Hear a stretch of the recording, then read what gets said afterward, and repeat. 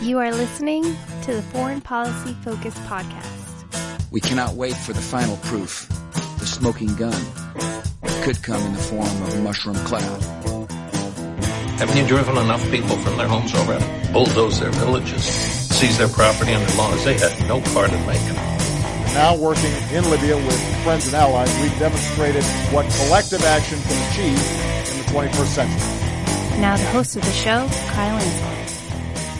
This is episode 384, the Foreign Policy Focus podcast. This show is coming out about a day late. I am going to still try to get out 3 shows this week. Today's show, I'm talking about Iran, Kashmir, and Tulsi Gabbard. Please take the time to share the show or recommend it to a friend. You know, I work real hard on this thing, and I think I'm spreading an important message here, so I hope you guys could take the time to hit the share button.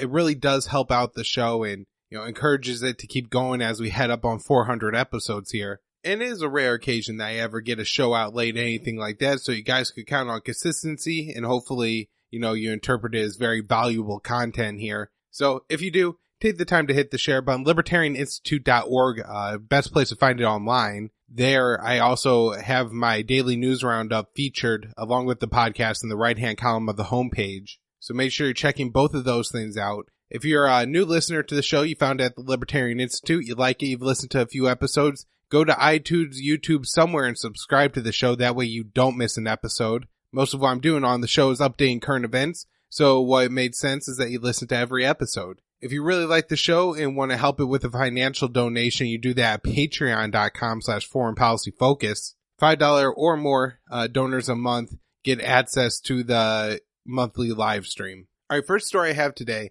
is the new Secretary of Defense, Mark Esper, has put a hold on the Pentagon awarding the contract for the Jedi or the Cloud program. This is a huge contract, $5 billion, and there's quite a few different significant parts to this. The first is that it's just, all these tech industries getting very in bed with the Pentagon. We see what happens to these military-industrial complex companies like Boeing that seem to be producing worse civilian aircraft as they have more Pentagon contracts. Of course, once you bring the sector into the Pentagon honeypot, not only is the quality of the products probably going to get worse, but the companies and centers are going to more align with the U.S. government and the Pentagon and the war-making machine. And so who knows, maybe then, Amazon starts funding a think tank saying how necessary it is for the Pentagon to develop and dish out huge contracts for cyber technology. And of course, to get Americans to give away billions of dollars at a time,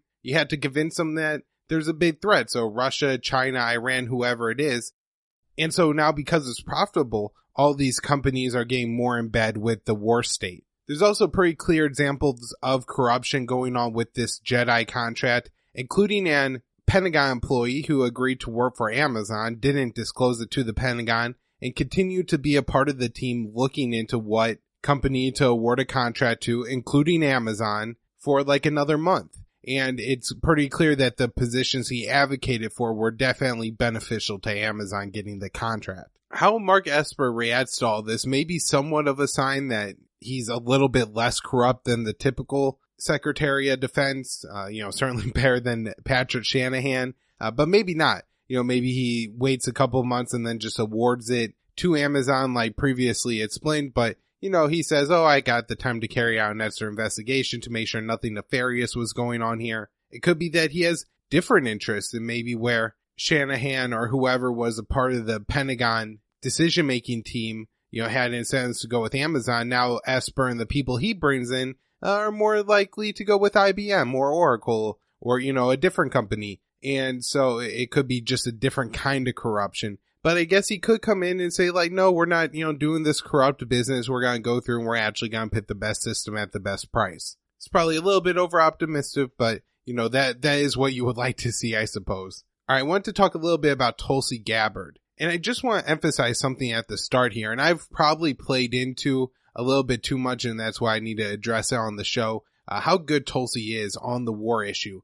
She's certainly the best of the DNC field. I don't think there's really any comparison. Bernie has positives, but they're certainly short of Tulsi, and also the fact that Tulsi is still an active duty National Guards major, I think gives her, arguments a little bit more force. She talks about it probably more than any other candidate, and certainly says good things on war more than any other candidate. But at the same time, she still has shortcomings. I often hear a quote of hers that, she's a dove on the wars for Al-Qaeda, but a hawk on the wars against Al-Qaeda, or a dove on regime change wars, but a hawk on wars against Al-Qaeda. And so, great. If we could end the wars in Yemen, the war in Syria, maybe, I know she advocates for ending the war in Afghanistan, so I guess she, includes that one too. But at the same time, she doesn't, say, oh, we can't, we're going to still wage the drone war against the AQAP in Yemen, support the fight against Al-Shabaab in Somalia.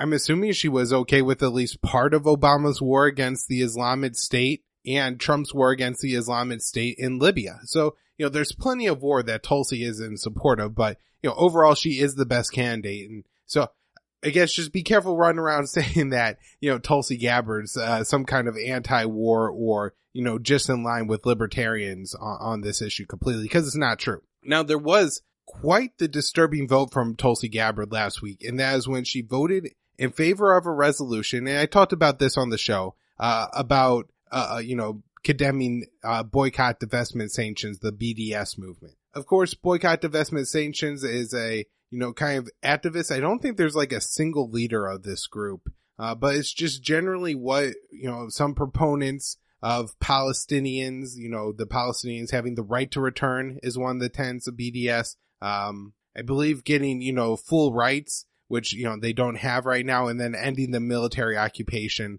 of the West Bank and the siege of Gaza. And the way they, say to do that is, I think, a model adopted from what was going on against South Africa during apartheid there. All right, so enough, about BDS itself, and now onto politics in the United States. There's been an increasing number of states passing bills that say the state shouldn't do business with anybody who is boycotting the state of Israel. This is a pretty clear violation of the First Amendment right to free speech and free association. You should be able to boycott Israel without the state harming you in any way. But there have been people who have suffered because I believe one speech pathologist in Texas lost her job because she was a supporter of BDS, and the school was public and, state run. Now, as I said in the show about the BDS bill that passed, didn't really have any teeth. So as far as it goes, the House passing this bill, that may not even pass the Senate or move any further. In fact, I think when Marco Rubio brought one up, it didn't end up passing. Probably not going to infringe on any of our rights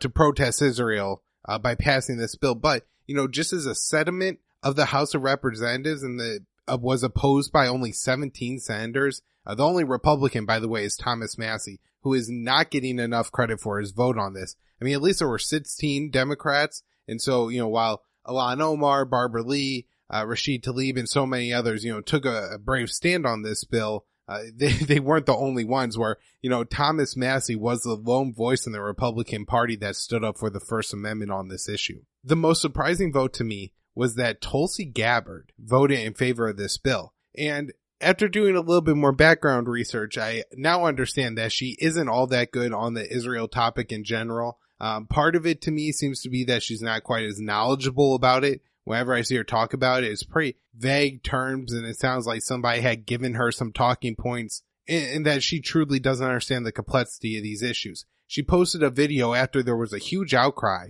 because a lot of her grassroots support, I mean, one of the left-wing shows I watch is Jimmy Dore, and he's funny, and, he does topic videos that way. I don't have to listen to him talk about gun control or anything like that. I could just, listen to him talk about Tulsi Gabbard and interview Aaron Mate about Russiagate. And he really took, Tulsi to task, and he said, hey, if I ever get a chance to, talk to her again, I'm going to bring this issue up. And so there was a lot of her support that came out and said, hell no, why would you vote for this? And she gave some terrible response that really didn't make any sense. And I was really doubting what was going on with Tulsi. It turns out now that she is signed on to Ilhan Omar's bill that very delicately supports boycott, divestment, and sanctions. In the media, when people are talking about this bill, they talk about a pro-BDS bill, but at the same time, the law actually doesn't say that this is, the boycott or, BDS movement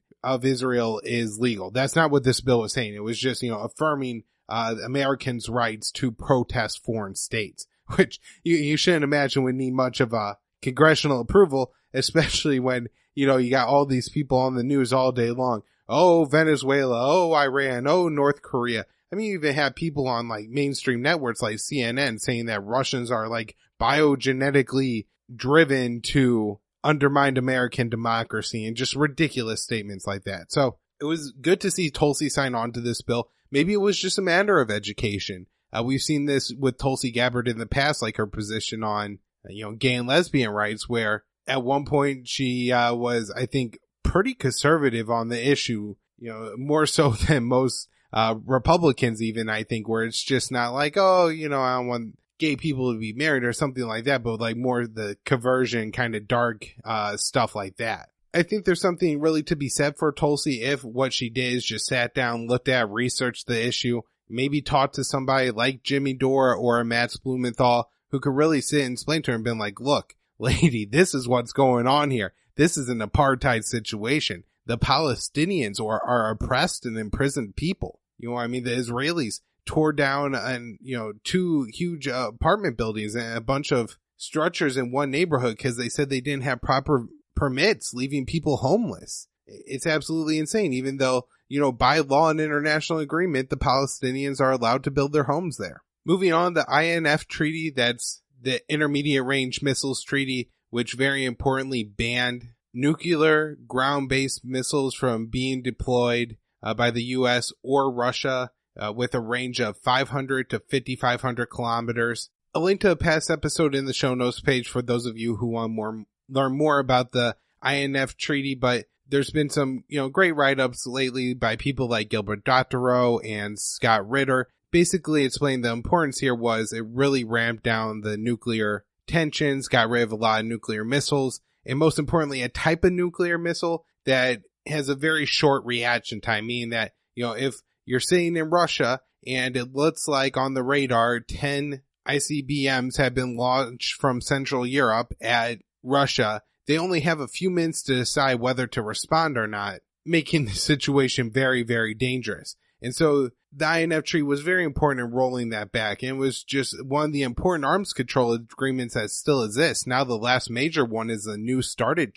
treaty that has to be expanded by February 2021. The Pentagon is apparently now looking at developing missiles. I think they're looking for $92 million to develop missiles that would violate the INF Treaty. So even though the U.S. is already out of it and the treaty is dead, the fact that the U.S. is going to go ahead and start making these missiles could provoke Russia to respond as well. I will say there's a pretty good article from Bernhard, the Moon of Alabama blog, that I'll link to in the show notes page that says Russia and China may not really look to enter an arms race with the United States. Russia and China have developed the deterrence capabilities that they feel comfortable with needing and have also moved closer together as the U.S. has been very aggressive against both of those countries. It kind of has, erased their need to up their nuclear program and that they would still maintain deterrence against a U.S. nuclear first strike. And so it really may not be a, nuclear arms race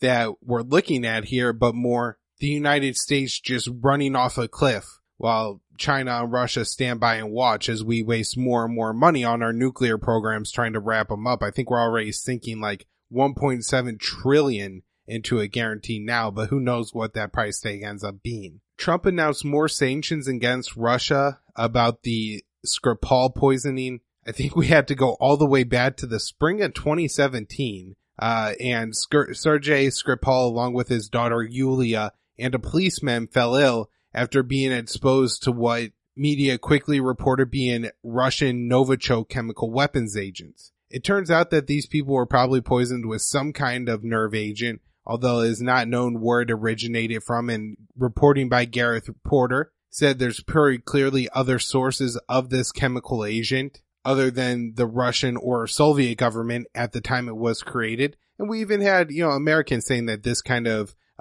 biological chemical weapon could be developed by any really sophisticated laboratory. And, there's ones of those in Israel, the United States, the UK. So there's plenty of places that these drugs could have originated from. And all the other evidence around this is very, very thin. And many people suggest that what is there is manufactured. Anyways, at the time, this resulted in a pretty big overreaction from the United States. I think Trump didn't even realize how big the U.S. reaction was and was surprised when we ended up expelling 50 Russian diplomats, as well as other Western governments expelling Russian diplomats from this and placing sanctions on Russia. Congress ended up passing laws about this, saying that, we had to sanction Russia. Trump got some pressure from a couple of congressmen saying that, hey, you're supposed to put more sanctions on Russia. Why aren't you doing it? And so then he added more sanctions to Russia.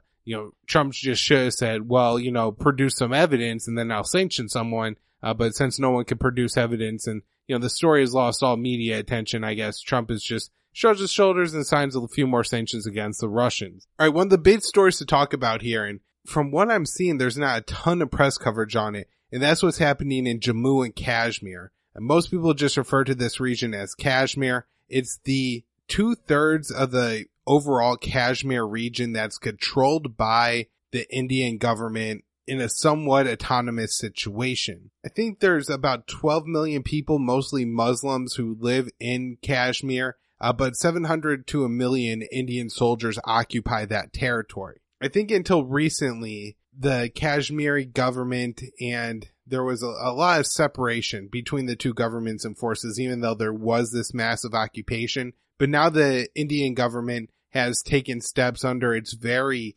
radical nationalist leader, Modi, to reduce the autonomy of the Kashmiri people.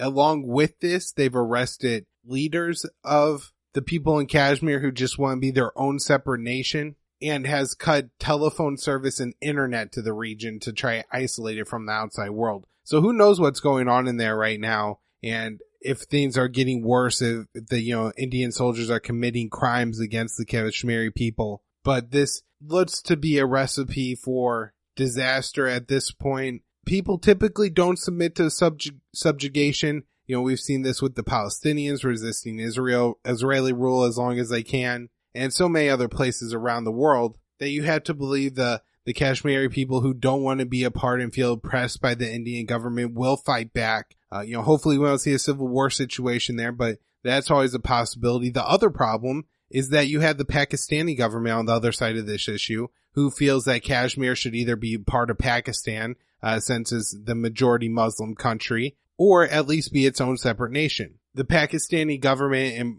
parts of the Pakistani military intelligence services have supported separatist groups in Kashmir, including, I think, terrorist elements. And so I think you end up with a situation very quickly where if the Indian army doesn't come right in and roll over any resistance, the Indians will point to the Pakistanis and say, this country is responsible for arming, funding, and training the resistance. And since this is going to be an occupation by an outside force, you're likely going to see insurgent terrorist type tactics going on, including suicide bombings. And who knows, what happens between India and Pakistan from there, how quickly this could turn into a real mess where you have two nuclear armed superpowers who were shooting each other's jets out of the sky earlier this year, going back at it. Afghanistan, this story is really crazy here. Apparently 10 to 20% of the Afghan army was ghost soldiers. And once they implemented biometric machines that required soldiers to be present, and I guess submit to some kind of testing, like iris scans, fingerprints, something like that, in order to get their paychecks, a whole bunch, tens of thousands no longer are showing up. So it's long been speculated that there's huge numbers of what they call ghost soldiers in the Afghan army, people who enlist, who never come back. They get their rifle and their boots, and then, whatever military commander sits there and collects extra paychecks, for these guys. You also have ongoing peace talks, which seems like something the U.S. should be really interested in, seeing how their force they've trained up in Afghanistan is 10 to 20% smaller than it was just a couple of months ago. And there are some good signs. The NATO Secretary General came out and said we're closer to a peace deal than ever before. The parties at the talks, the U.S. party led by Zalmay Khalilzad, have said that, we're moving forward here. Apparently the last sticking issue, and this is the 8th round of talks, we're been in the past told that something may come out of these talks, is whether the U.S. withdrawal is going to be conditional or based on a timeline, with the Taliban advocating for the timeline withdrawal and the U.S. looking for the conditional one. Now, it's amazing to me that you still have war hawks in the United States who will see the peace talks happening and say, oh, this is compromising the U.S. position on the battlefield and it's emboldening the Taliban. And it's like, look at it. Your reigns, the Afghan army that we spent so many years, over a decade training up now, was 10 to 20% fake soldiers. You don't think that emboldens the Taliban? You don't think the Taliban holding the most territory since they've had since 2001 emboldens the Taliban? The fact that is that you're losing this war, whether you say it or not, and the Taliban don't care about your U.S. propaganda at all. They see the battlefield results. They know what's going on there. So there's this interesting story that Iran says they seized a Iraqi tanker that was transporting fuel near the Strait of Hormuz. I say it's interesting because from what I've read, Iraq has denied that this happened, and there's really no international uproar or outcry about it. And so I'm still trying to dig and figure out what's going on here.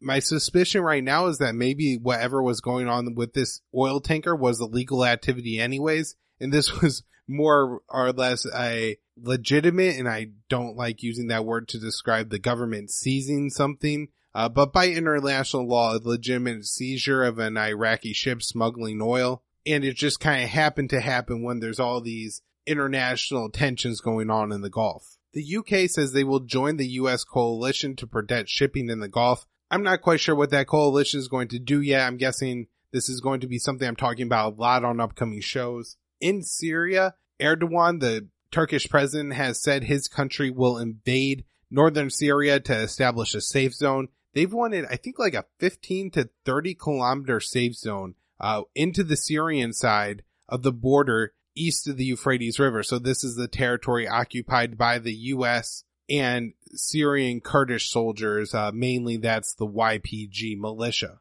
I was reading a unrelated article really to Syria, but was just talking about U.S. war powers. And apparently the U.S. government had signaled to Turkey that they do not have the authority to resist a Turkish military offensive into northern Syria. So that seems to me to be more or less of a green light that, hey, we're not going to fight back and I guess withdraw if we're not going to fight in this coming war. The problem here is that the U.S. is embedded with the Syrian Kurds all over eastern Syria, almost all on the east side of the Euphrates River if you're looking at a map. So it's going to be awfully awkward if we're not defending our allies, on the ground force in Syria from Turkey, which is, of course, a NATO ally of the U.S. And I've talked extensively about this relationship on the show, so I'm not going to get into too much of it here because I do want to get into some events going on in Yemen. The biggest is I've noticed two Al-Qaeda in the Arabian Peninsula or the ISIS affiliate group in Yemen claiming to kill 13 soldiers.